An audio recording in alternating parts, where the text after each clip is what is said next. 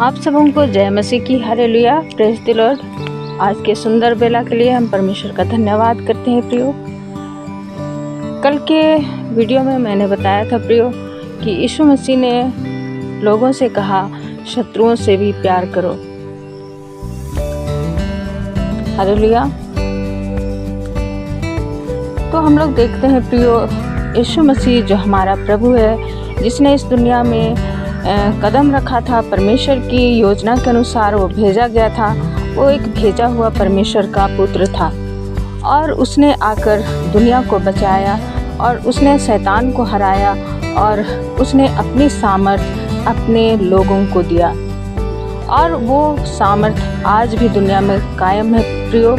आज भी शैतान हारा हुआ है, आज भी यीशु मसीह की सामर्थ कार्य करती है लोगों के बीच में और आज भी अंधे, लंगड़े, गूंगे और बहरे यीशु मसीह के नाम से चंगे होते हैं। हालेलुया। तो हम वचन में देखते हैं प्रियो, मत्ती की पुस्तक 5 अध्याय उसका 13 पद में ऐसा लिखा है, तुम पृथ्वी के नमक हो, पर यदि नमक अपना स्वाद खो बैठे तो वह फिर किस से नमकीन किया जाएगा। वह किसी काम का नहीं रह जाता, केवल इसके कि बाहर फेंका जाए और मनुष्य के पैरों तले रौंदा जाए। तुम जगत की ज्योति हो, पर्वत पर बसा हुआ नगर छिप नहीं सकता। हालेलुया। लोग दीपक को जलाकर टोकरी के नीचे नहीं परंतु दीवट पर रखते हैं और वह घर के सब लोगों को प्रकाश देता है। तुम्हारा प्रकाश मनुष्यों के सम्मुख इस प्रकार चमके कि वे तुम्हारे भले कामों को देखकर तुम्हारे पिता की जो स्वर्ग में है महिमा करें। हालेलुया। परमेश्वर ने अपने लोगों को नमक की उपाधि दी और नमक एक ऐसा चीज है प्रियो जो समुद्र से निकलता है और खारा होता है और वो जीभ में स्वाद लाता है। और नमक बहुत ही सस्ती चीज है और वह हर जगह उपलब्ध है और लोग नमक को खरीदते हैं और उसे अपने भोजन वस्तुओं में इस्तेमाल करते हैं और उसके मेज का भोजन बिना नमक के बेकार है, क्योंकि नमक के अलावा और कोई भी ऐसी वस्तु नहीं बनी दुनिया में कि भोजन को नमकीन किया जा सके। नमक के बिना खाना बेस्वाद है और लोग उस भोजन को चाहे जितना भी अच्छे सामग्री डालकर बनाया हो और नमक ना डाला हो तो वो खाना खाने के लायक ही नहीं रहता। लोग भोजन को छोड़ देते हैं। और नमक ऐसा चीज है प्रियो कि कीड़े मकोड़ों पर अगर नमक छिड़क दिया जाए तो कीड़ा मकोड़ा तुरंत मर जाता है। नमक ऐसा चीज है जो किसी भी वस्तु में कीड़ा लगने नहीं देता। हालेलुया। नमक दुनिया में सबसे सस्ता चीज है, लेकिन नमक का उपयोग सबसे ज्यादा मूल्यवान है। अगर ध्यान से देखा जाए तो नमक के बिना सब कुछ बेकार है और नमक ही एक ऐसा चीज है प्रियो, जब कीड़े मकोड़ों पर पड़ता है तो वो मर जाता है। तो प्रियो, परमेश्वर ने हमें कितनी अच्छी उपाधि दी है, नमक की उपाधि दी है। नमक के बिना सब कुछ बेकार है। परमेश्वर के लोगों के बिना सब कुछ बेकार है। जब प्रचारक भेजे ना जाएं, जब प्रचारक प्रचार ना करे तो लोग कैसे जीवन बिताएंगे? लोग कैसे परमेश्वर को जानेंगे? कैसे अपना बचाव करेंगे? कैसे वे जिंदा रह सकेंगे? प्रचारक के बिना लोग मर जाएंगे, आत्मा में भी मर जाएंगे और शरीर में भी मर जाएंगे। ये परमेश्वर के उपाधि जो उसने दी है प्रियो, अपने चेलों के लिए दी है, अपने लोगों के लिए दी है। आज परमेश्वर के जन जहाँ नहीं हैं वहाँ का दृश्य कुछ और ही है और जहाँ परमेश्वर के लोग हैं, जहाँ नमक है, वहाँ का दृश्य कुछ और ही है। हालेलुया। यीशु मसीह ने कहा, यह न समझो कि मैं व्यवस्था या नबियों की पुस्तकों को नष्ट करने आया हूँ। नष्ट करने नहीं, परंतु पूर्ण करने आया हूँ। क्योंकि मैं तुमसे सच कहता हूँ कि जब तक आकाश और पृथ्वी टल न जाए, व्यवस्था में से एक मात्रा या बिंदु भी जब तक कि सब पूरा ना हो जाए नहीं टलेगा। इसलिए जो भी इन छोटी से छोटी आज्ञाओं को तोड़ेगा और ऐसे ही दूसरों को शिक्षा दूसरों को देगा, वह परमेश्वर के राज्य में छोटे से छोटा कहलाएगा। परंतु जो उनका पालन करेगा, दूसरों को भी सिखाएगा, वह परमेश्वर के राज्य में महान कहलाएगा। हालेलुया। परमेश्वर ने अपने लोगों को खड़ा किया है, नमक की तरह उन्हें बहुत ही मूल्यवान वस्तु बनाया है जिनकी कोई कीमत नहीं है। लोग नमक को सबसे बेकार वस्तु समझते हैं, इसलिए उस सारी वस्तुओं में नमक का दाम भी सबसे सस्ता है। पर जो सबसे सस्ता है वही सबसे महंगा है। क्यों? क्योंकि परमेश्वर के लोग कैसे होते हैं प्रियो? परमेश्वर के लोग ऐसे होते हैं जो देखने में बहुत ही कमज़ोर, बहुत ही बेकार, बहुत ही गरीब से नज़र आते हैं। बहुत से लगता है जैसे इनके पास कुछ भी नहीं है, लेकिन वे दूसरों को क्या करते हैं? दूसरों को धनवान बना देते हैं। हालेलुया। जिनके पास परमेश्वर का वचन है वे सबसे अधिक धनवान है। मरकर कोई भी धन अपने साथ नहीं ले जा सकता, लेकिन वह जिसके पास नमक है वह अपनी आत्मा को बचा लेता है और वह स्वर्ग में प्रवेश करता है। अविश्वासी लोग कहते हैं, जिन्हें परमेश्वर का ज्ञान नहीं, जो परमेश्वर को नहीं जानते, वे लोग कहते हैं ना स्वर्ग है ना नरक है। ये सारी बातें झूठी है। लेकिन यीशु मसीह ने इस दुनिया में आकर परमेश्वर को प्रकट किया, स्वर्ग को प्रकट किया और नरक को भी दिखाया। हालेलुया।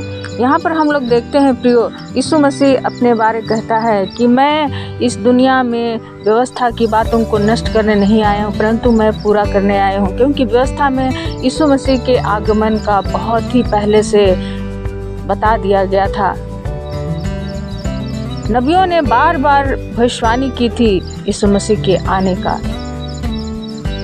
और उन्हीं की बातों को पूरा करने के लिए यीशु मसीह का जन्म हुआ और वे भविष्यवाणियां पूरी हो गई। हालेलुया। आगे हम देखते हैं प्रियो, कल हमने वीडियो में बताया था जिसमें परमेश्वर ने लोगों से प्रेम करने के लिए यीशु मसीह को भेजा, लोगों को प्यार का संदेश देने के लिए यीशु मसीह को इस दुनिया में भेजा। हालेलुया। वो शांति का राजकुमार है। यीशु मसीह शांति का राजकुमार है। जहाँ यीशु मसीह का नाम है वहाँ शांति स्थापित होती है। जहाँ यीशु मसीह का चर्चा है वहाँ पर शांति स्थापित होती है। वहाँ पर लोग झगड़ा लड़ाई नहीं करते। जहाँ पर यीशु मसीह की आराधना होती है, जहाँ यीशु मसीह के लोग हैं, जहाँ नमक है, वहाँ लड़ाई झगड़ा नहीं होता। वहाँ पर कलह क्लेश नहीं होता। वहाँ पर लाठी डंडे नहीं चलते। लोग प्रेम से रहना जानते हैं। क्या ही धन्य है वह समाज जहाँ यीशु मसीह की आराधना होती है। वचन में ऐसा लिखा है, यीशु मसीह ने कहा, तुम सुन चुके हो कि कहा गया था, तू अपने पड़ोसी से प्रेम करना और शत्रु से बैर। परंतु मैं तुमसे कहता हूँ, अपने शत्रुओं से प्रेम करो और जो तुम्हें सताते हैं उनके लिए प्रार्थना करो, जिससे कि तुम अपने स्वर्गीय पिता की संतान बन सको। हालेलुया। यीशु मसीह अपने सताने वालों के लिए प्रार्थना करने को कहता है। और यीशु मसीह ने भी जब उसे क्रूस पर चढ़ाया जा रहा था, जब उसे पीड़ा दी जा रही थी सैनिकों के द्वारा, राजाओं के द्वारा, हाकिमों के द्वारा, तो यीशु मसीह किसी को गाली नहीं दे रहा था, किसी पर कुड़कुड़ा नहीं रहा था, किसी पर क्रोध नहीं जता रहा था, परंतु वह मन ही मन परमेश्वर से प्रार्थना कर रहा था, उनके लिए क्षमा याचना कर रहा था। ऐसा मूल्यवान पुरुष और कहाँ है इस दुनिया में, जिसे बिना गलती के, बिना कसूर के, उसके अच्छे कामों को देखकर जेलस के मारे उसे क्रूस पर चढ़ा दिया गया, उसे झूठा साबित किया गया, परंतु उसने उन लोगों को, सारे शत्रुओं को उसने माफ कर दिया। उसने क्रूस पर से परमेश्वर से प्रार्थना की कि हे पिता, ये नहीं जानते कि क्या कर रहे हैं, इनको माफ कर दे। लोग इस क्रूस पर टंगे देखकर लोग यीशु मसीह का मजाक उड़ा रहे थे, ठट्ठा कर रहे थे, पर यीशु मसीह कहता है प्रियो कि अपने शत्रुओं से प्यार करो, जो तुम्हें सताते हैं उनके लिए प्रार्थना करो। प्रार्थना में बहुत ही शक्ति है प्रियो। जिस समय यीशु मसीह को क्रूस पर चढ़ाया जा रहा था, उसके पैर हाथों में बड़ी बड़ी कीलें ठोकी जा रही थी, और जब वो दर्द से कराह रहा था, जब वह खून से लथपथ था, तो ऐसा नहीं कि परमेश्वर नहीं देख रहा था, परमेश्वर सब कुछ देख रहा था। परमेश्वर चाहता तो जो लोग उसके साथ ऐसा कर रहे थे, परमेश्वर अपनी आग बरसाकर उन्हें उसी समय भस्म कर देता, पर ये यीशु मसीह के साथ होना था।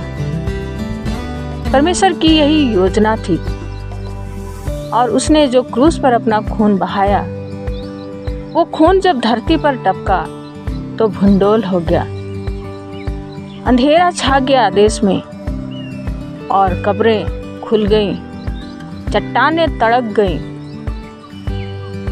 उसका खून कोई मामूली खून नहीं था, इतना पावरफुल उसका लहू में इतना शक्तिशाली सामर्थ छिपा हुआ था।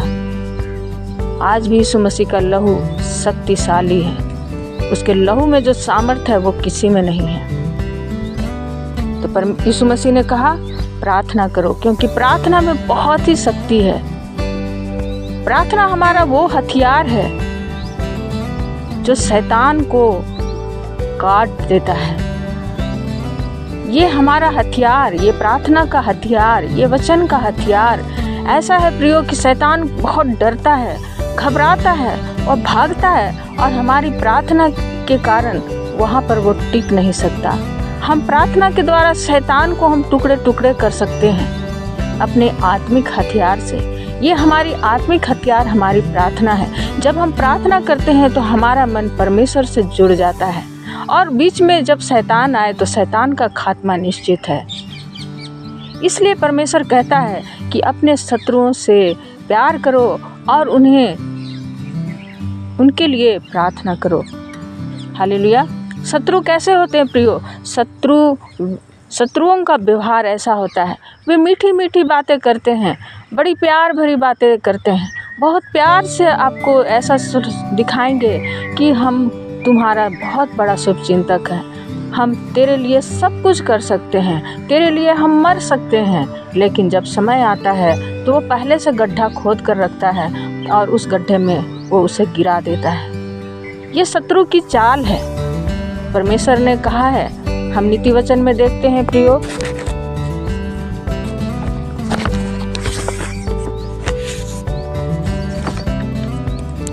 नीति वचन की पुस्तक में ऐसा लिखा है, यदि तेरा शत्रु भूखा हो तो उसे खाने के लिए भोजन दे, और प्यासा हो तो उसे पानी पीने के लिए दे, क्योंकि इससे तो उसके सिर पर अंगारों का ढेर लगाएगा और यहोवा तुझे प्रतिफल देगा। हालेलुया। शत्रुओं से प्यार करने से हमें क्या मिलता है? हमें परमेश्वर की ओर से प्रतिफल मिलता है। हालेलुया।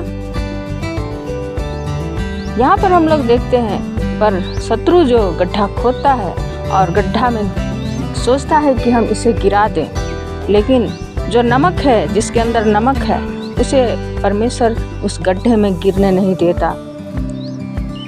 नीति वचन की पुस्तक में ऐसा लिखा है, 25 अध्याय में, जो गड्ढा खोदता है वह स्वयं उसमें गिरेगा, और लुढ़काया हुआ पत्थर लुढ़काने वाले पर आ पड़ेगा। हालेलुया। परमेश्वर अपने लोगों की रक्षा करता है। शत्रु कभी भी बिगाड़ नहीं पाएगा। शत्रु अपने बनाए हुए जाल में खुद फंस जाएगा। वो जो गड्ढे हमारे लिए खोदता है, उस गड्ढे में वो आप ही गिर जाएगा, क्योंकि परमेश्वर ऐसी नियति बनाएगा। परमेश्वर के काम बड़ा अद्भुत है प्रियो। वो अपना कार्य करता है, वो गुप्त रीति से अपना कार्य करता है और अपने बच्चों को बचाता है। किससे? शत्रुओं से, शैतान से। यीशु मसीह ने अपने लोगों को शत्रुओं से प्यार करने के लिए कहा और उनके लिए प्रार्थना करने को कहा, क्योंकि प्रार्थना के द्वारा हम बड़ी बड़ी सफलता को पाते हैं। जब हम प्रार्थना करते हैं तो परमेश्वर का अद्भुत कार्य हमारे जीवन में होता है और सारे बंधन टूट जाते हैं, शैतान के बंधन टूट जाते हैं और विरोधी ध्वस्त हो जाते हैं, परास्त हो जाते हैं, उनकी सारी युक्तियां असफल हो जाती है। क्यों? क्योंकि परमेश्वर ही ऐसा करता है प्रियो। परमेश्वर का अद्भुत कार्य करता है। परमेश्वर के लिए कोई भी बातें असंभव नहीं। उसने जो सारी सृष्टि कायनात की रचना की, वो हमारे परिस्थितियों को भी बदल देता है। हालेलुया।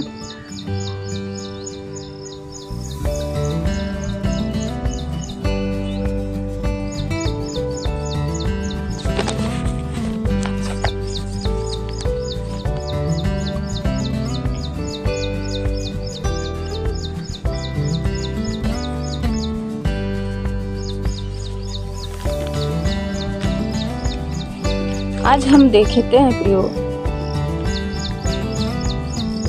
यीशु मसीह पर जो विश्वास करता है और यीशु मसीह से जो प्रार्थना करता है, परमेश्वर से जो प्रार्थना करता है, उसके लिए कोई भी बातें असंभव नहीं।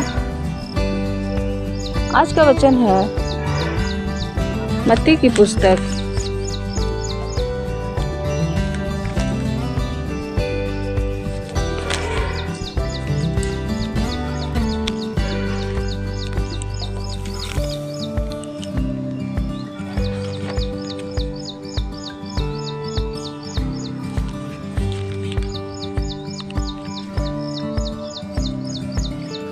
पुस्तक 8 अध्याय उसका 5 पद से। और जब उसने कफरनहूम में प्रवेश किया तो एक सूबेदार उसके पास आया और विनती करके कहने लगा, हे प्रभु, मेरा सेवक लकवे का मारा घर में पड़ा हुआ अत्यंत पीड़ा में तड़प रहा है। उसने उससे कहा, मैं आकर उसे चंगा करूंगा।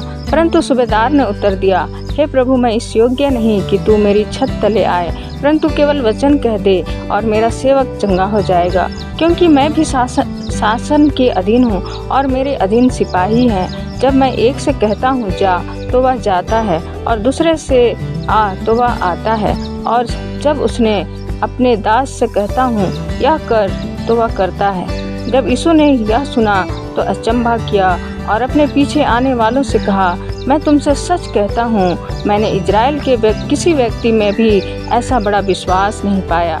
मैं तुमसे कहता हूँ, पूरब और पश्चिम से लोग आकर इब्राहिम, इसहाक और याकूब के साथ स्वर्ग के राज में भोजन करने बैठेंगे, परंतु राज के संतान बाहर अंधकार में फेंक दिए जाएंगे और वहाँ रोना और दांत पीसना होगा। और यीशु ने सूबेदार से कहा, जा, तेरे विश्वास के अनुसार ही तेरे लिए हो, और सेवक उसी क्षण चंगा हो गया। Praise the lord, hallelujah. Yeshu Masih कोई मामूली इंसान नहीं थे प्रियो।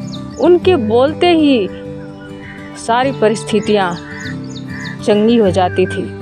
और आज भी प्रियो यीशु मसीह जिंदा है। आज भी हम लोग यीशु मसीह को जब पुकारते हैं, उसे याद करते हैं, तो हमारी सारी परिस्थितियाँ चंगी हो जाती हैं, पर विश्वास के कारण। हालेलुया। यहाँ पर हम लोग देखते हैं यीशु मसीह कफरनहूम, मतलब कोई गांव का नाम है, वहाँ प्रवेश किया तो एक सूबेदार उसके पास आता है और विनती करता है और कहता है, हे प्रभु, मेरा सेवक लकवे का मारा हुआ घर में पड़ा हुआ अत्यंत पीड़ा में तड़प रहा है। यीशु ने उससे कहा, मैं आकर उसे चंगा करूँगा। पर सूबेदार उसको बोलता है कि हे प्रभु, मैं इस योग्य नहीं कि तू मेरी छत तले आए, परंतु केवल वचन कह दे और मेरा सेवक चंगा हो जाएगा। हालेलुया। कितना विश्वासी, कितना आदर और भक्ति था यीशु मसीह के प्रति उस सूबेदार के अंदर, और कितना वो अपने सेवक से प्यार करता था, जो सेवक की चंगाई के लिए वो यीशु मसीह के पास आया। हालेलुया। आज हमारे घर में, हमारे पड़ोस में अगर कोई बीमार रहता है तो कौन ऐसा है जो उसकी फिक्र करता है, उसकी परवाह करता है और उसके लिए वो ऐसे आध्यात्मिक व्यक्ति के पास जाता है कि मेरे सेवक को चंगा कर दे। दूसरे के लिए फिक्र करना भी एक बहुत बड़ी बात है। और ये सेवक, जो उसका अधीन में रहने वाला एक सेवक था और ये सूबेदार था, ये अपने आप को बड़ा नहीं समझ रहा है। आज लोग अपने आप को बहुत बड़ा समझते हैं और अपने सेवक के लिए ऐसी भावना नहीं रखते। सेवक के साथ वे सेवक के जैसा ही व्यवहार करते हैं। पर यीशु मसीह ने कहा है, जो अपने को छोटा बनाएगा वह बड़ा किया जाएगा, और जो बड़ा बनाएगा वो छोटा किया जाएगा। यहाँ पर सूबेदार अपने को बड़ा नहीं बना रहा है, जबकि वो सूबेदार है। उसके अंडर में बहुत सारे लोग हैं, लेकिन फिर भी वो अपने को एक छोटा, अपने सेवक के बराबर बनाकर वो यीशु मसीह के पास आकर बड़ी विनम्रता से कहता है कि सिर्फ आप कह दीजिए, मैं तो इस योग्य नहीं प्रभु कि तू मेरी छत के नीचे आए, पर तू कह दे, इतने ही में मेरा सेवक चंगा हो जाएगा। हालेलुया। क्योंकि मैं भी एक शासक हूँ और मेरे अधीन में बहुत सारे लोग हैं, और जिसको मैं कहता हूँ आओ तो वह आता है, मैं जिसको कहता हूँ जाओ तो वह जाता है। हालेलुया। यीशु मसीह उसकी बातों से बड़ा अचंभा किया और सोचा कि इसके अंदर कितना बड़ा विश्वास है। यीशु मसीह ने उसके मन की बातों को समझ लिया।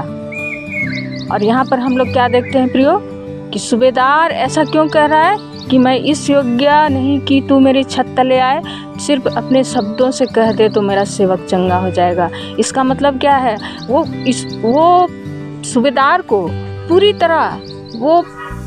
तरह उसे यकीन था कि ये परमेश्वर है, ये परमेश्वर का भेजा हुआ बेटा है, ये परमेश्वर है, ये हमारा प्रभु है। अगर ये कह ही देगा तो सब कुछ बदल जाएगा, मेरा दास ऐसे ही चंगा हो जाएगा। उसे कितना बहुत बड़ा विश्वास था। उसे यीशु मसीह को वो पहचान रहा था, अपनी आत्मिक आंखों से वो पहचान रहा था, अपनी शारीरिक आंखों से भी वो पहचान रहा था कि ये सचमुच ये परमेश्वर का भेजा हुआ जन है, और ये जो कह देगा वो हो जाएगा। ऐसा थोड़ी है कि हम उसको पकड़ के ले जाएंगे मरीज के पास और मरीज को वो छुएगा तभी चंगा होगा। नहीं, वो तो परमेश्वर है। उसने इतनी बड़ी सृष्टि रचना की है, वो सब कुछ देखता है, वो सब कुछ जानता है। और सिर्फ कह दे, अपनी दया दृष्टि डाल दे, उतना ही में रोगी चंगा हो जाएगा। और यीशु मसीह ने कहा लोगों से कि पूरब और पश्चिम से बहुत से लोग आकर इब्राहिम, इसहाक और याकूब के साथ स्वर्ग के राज में भोजन करने बैठेंगे, परंतु राज के संतान बाहर अंधकार में फेंक दिए जाएंगे और वहाँ रोना और दांत पीसना होगा। क्यों? क्योंकि राज के संतान किसको बोल रहा है? अपने लोगों को, जो सब कुछ जानते हैं फिर भी विश्वास में पीछे हैं। चर्च तो जाते हैं, आराधना तो करते हैं, पर विश्वास में पक्के नहीं हैं। पर ये सूबेदार व्यक्ति